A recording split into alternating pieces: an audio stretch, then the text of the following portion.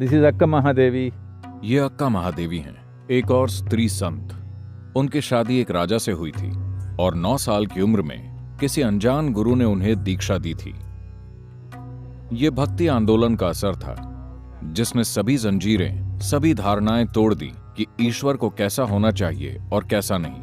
किसी ने ईश्वर को अपने बच्चे के रूप में देखा, किसी ने पिता के रूप में, किसी ने पति के रूप में, किसी ने पत्नी के रूप में, किसी ने प्रेमी के रूप में, कई रूपों में। यहां तक कि कुछ लोगों ने ईश्वर को सेवक के रूप में भी देखा।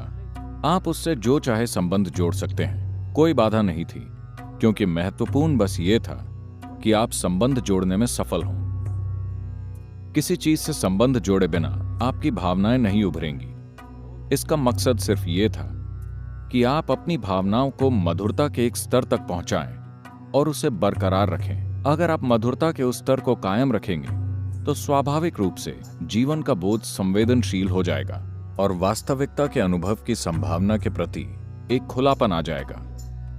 तो When some of the poetry कुछ कविताएं खुद को तीव्र बनाने का एक तरीका है, कुछ कविताएं अनुभूति की एक अभिव्यक्ति है।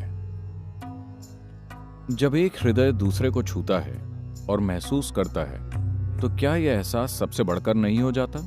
फिर क्या वो किसी मर्यादा को सहन कर सकता है? मां, तुम जरूर पागल हो। मैं अपने भगवान के प्रेम में पड़ी हूं, जो चमेली की तरह श्वेत हैं। मैंने पूरी तरह से समर्पण कर दिया है। जाओ जाओ, मैं अब तुम्हारी मां बेटी वाली कोई बात नहीं सुनूंगी। अब तुम जाओ।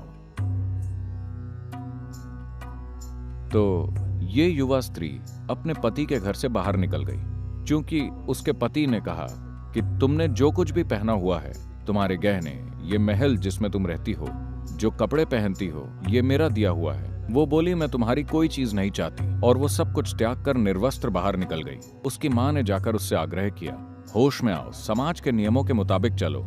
इसलिए वो बोलती है, अब मैं ये मां बेटी वाली कोई बात नहीं सुनूंगी।